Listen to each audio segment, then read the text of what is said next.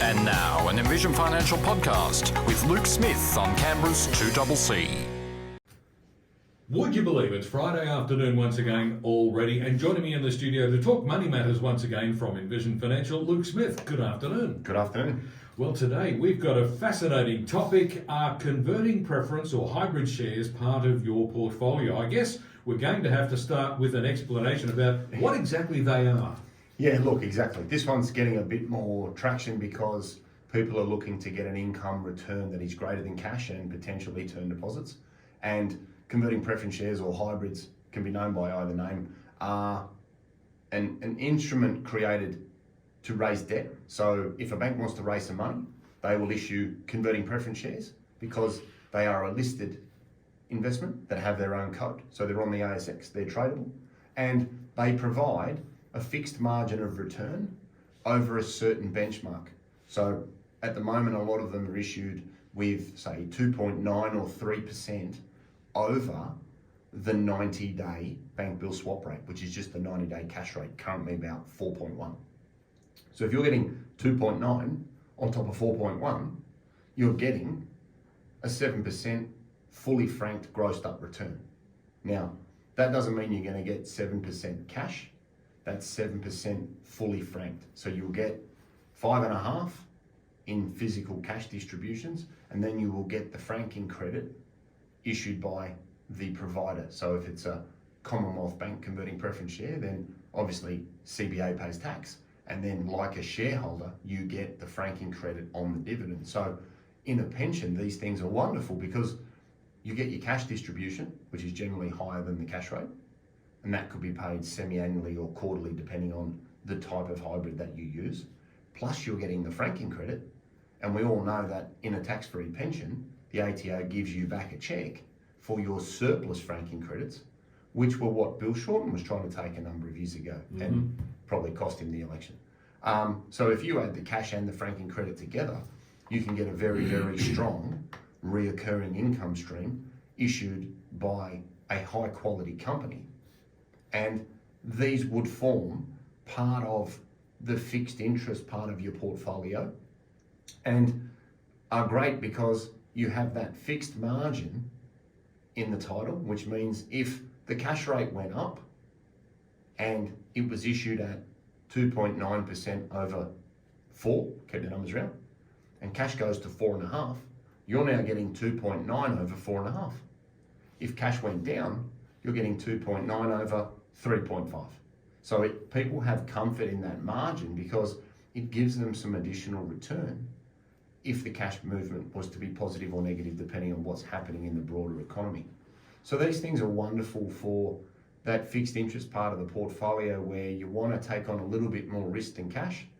You want the flexibility of being able to sell and get out of them quickly because unlike a term deposit, for example, where you need to hold it to its maturity, the characteristics of these investments are that it has a fixed existence. And I don't like to use a maturity date because then people go, oh, it's a term deposit, I have to hold it until 2030 or 2031. It has a fixed shelf life. So when it's issued, somebody like NAB says, okay, I'm going to raise $1 billion, and they create a new converting preference share or a hybrid, and they say, right, this thing will expire 1st of January 2030.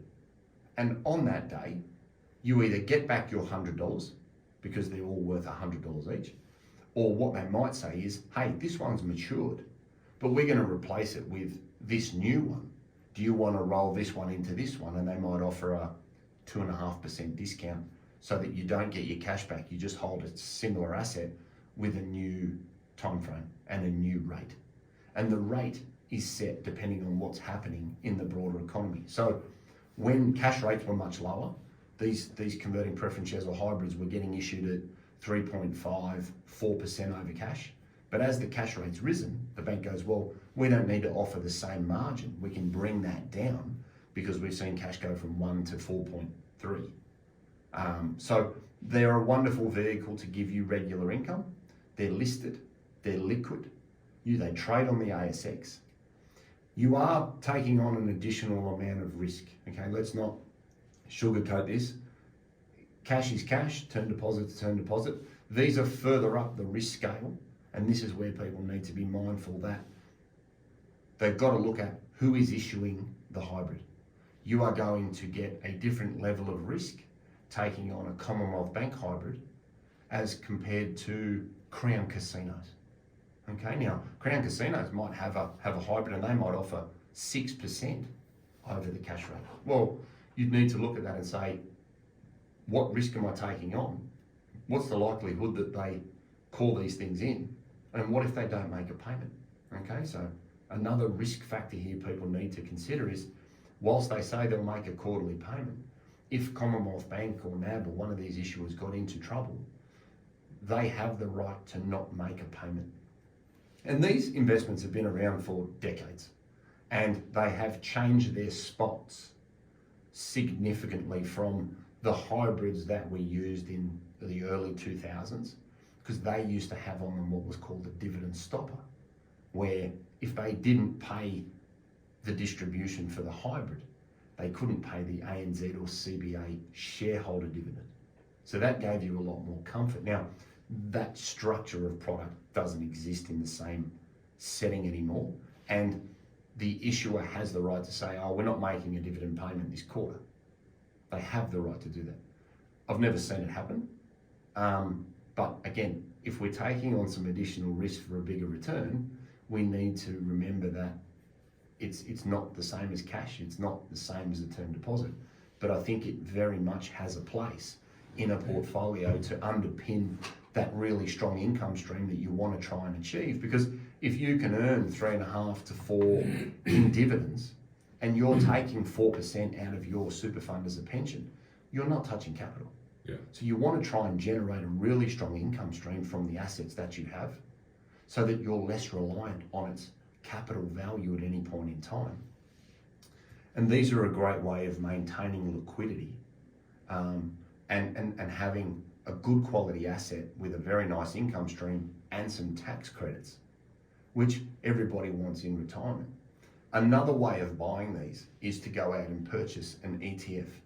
So there are a number of different providers of exchange traded funds, and what they will do, instead of you or I going out and buying 3 or 4 of these to put them in our portfolio, what they will do is they'll hold a portfolio of between 20 and 40 different assets, and we buy into that ETF like we would to buy the ASX 200 or the S&P 500. The ETF just gives you access to a broader pool of these types of investments, and that is all they hold in the ETF. So you can be very targeted in your approach. There's even an ETF that will have just big 4 bank hybrids. So that might remove, the likes of the Suncorp or, one of these other subsidiaries that aren't of the same caliber or quality as, your big 4 banks. So there are a few different ways to do it. What you do need to look at though is, does my super fund have these on the approved product list? And this is where we come back and say regularly that a mini's not going to pull a horse float. Okay, it's not that we don't like a particular super fund. You have to be in a fund that gives you access to the investments that are important to you to structure a portfolio the way that you want. Now, you're not going to find these things in an industry fund, okay, because they're not going to make them available to you. You can buy them in a self-managed super fund, you can buy them in a retail super fund.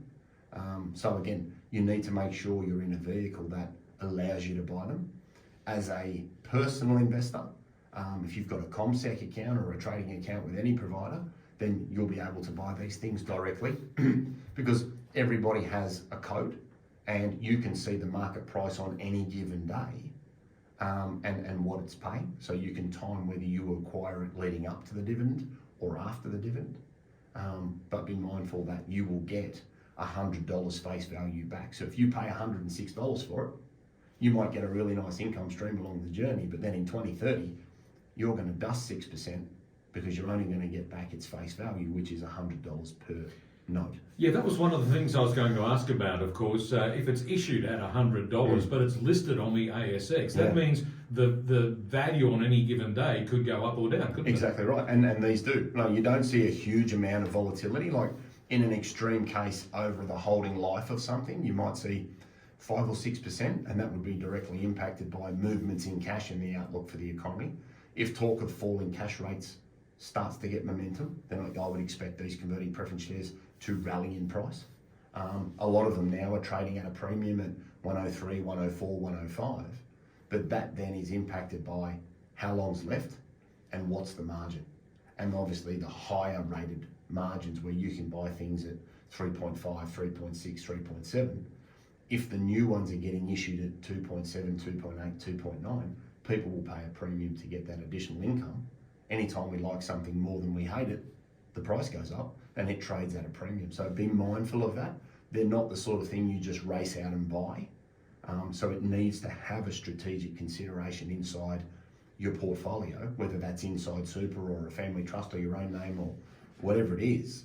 But these are not growth assets. You're not buying this to see it go from $100 to 120. If you want that, buy the share. Buy CBA. Don't buy these things for that. Yeah, so to be clear, the reason it's called a hybrid is because it acts like a share in some circumstances. You can buy and sell it on the ASX, but in other circumstances, it's more like a corporate bond, and it's somewhere in between. Yeah, it's exactly right. It has equity-like characteristics. It also has fixed interest-like characteristics with the margin, the fixed duration, the expiration, and things like that. So these are very dynamic instruments. I don't think they are for the faint-hearted. And I think the one thing people should take from this is be very careful around your total weighting as part of your broader portfolio. Okay, these aren't the sort of things you go and hurl 10, 15, 20% of your portfolio in. All right, if you wanted to hold 4 or 5 of these at 2, 3, 4% of your total portfolio, great. Because you need to remember, right? If the issuer blows up or has the right under certain situations to convert these, you could be in trouble. And again, we're getting a higher rate of return and nothing in life is free. All right, now let's rewind a moment there. You said if the issuer decides to convert these, this is back to the other name, the converting preference share. What does that mean, to convert? So in some instances, at certain financial triggers, they can convert this to an underlying share. Okay, so you need to be mindful that all of these issuances are slightly different. You need to read the PDS. You need to understand the risk you're taking on, because it's not like a term deposit where you say, okay, here's my value and I'll get this at the end of it. It is listed. It does trade on a daily basis. It will go up and down in value in small gyrations. And you're holding this primarily for the income benefits that it provides. These are not growth assets, but you need to read the PDS and say, well, what rights does the issuer have to convert these and pay them out? Or they do, in some instances, have the ability to cash them out early. So let's say you had one to 2030, and for whatever reason, the bank went, okay, we want that money back. They will get that off their books and they'll pay that out at $100 face value early and convert them back. So again, they're not risk free, but they are a wonderful tool used correctly. But again, not for the faint of heart. And that's not implying that they're wildly risky, because the jury's really out on the treatment of these. Some licensees will treat them as part of your 70% growth allocation because of the equity-like risk that you're taking on. Others will look at it and say, well, it looks and smells like fixed interest, so it'll fit in that part of the portfolio. And I think from an industry perspective, the view of that is really mixed depending on your own individual stance. We've always used them as a fixed interest tool, and then alluded to the risks or made people aware of the risks that they're taking on, but again, in a very measured manner. I'd hate to see, as I said earlier, I'd hate to see 5, 10, 20% holdings of these things in somebody's portfolio, because I don't think that would be appropriate in that instance. Luke Smith from Envision Financial is with me in the studio this afternoon discussing money matters once again, and today's topic might sound a little bit technical and complicated, so make sure you're paying attention. Are converting preference or hybrid shares part of your portfolio? We'll be back with more in just a moment.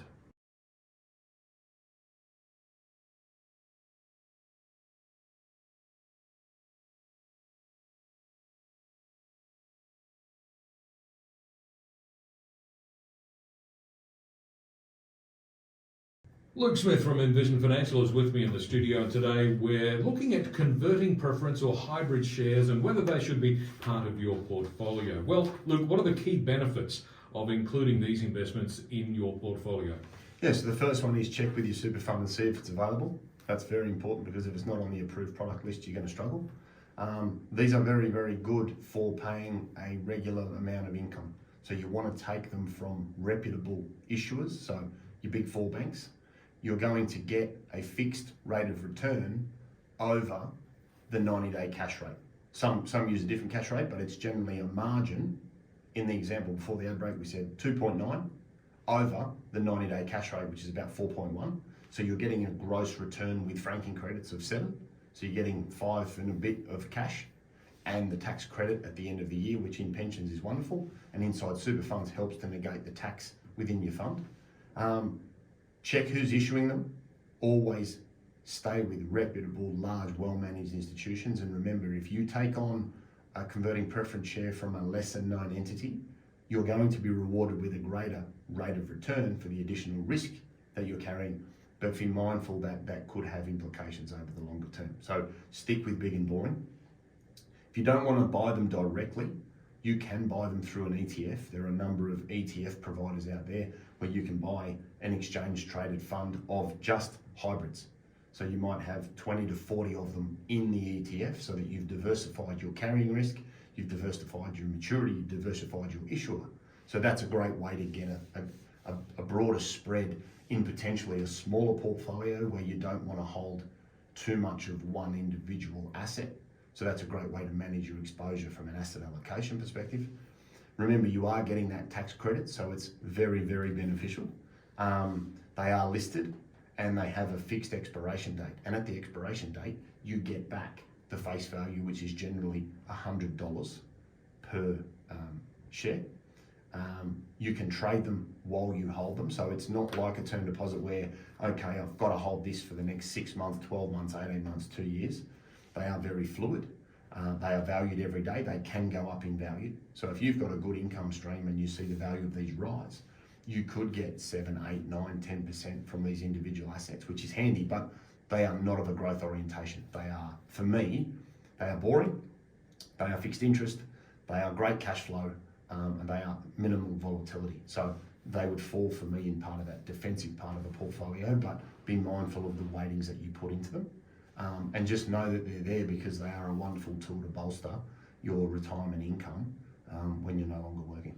And the flexibility, of course, is one of the features that might attract some people. You don't have to wait for an institution to be issuing new products. You can just buy them on the ASX anytime you want. Exactly right, exactly right. And as we said before the ad break, they are very flexible, they are very fluid, but they don't come without risk.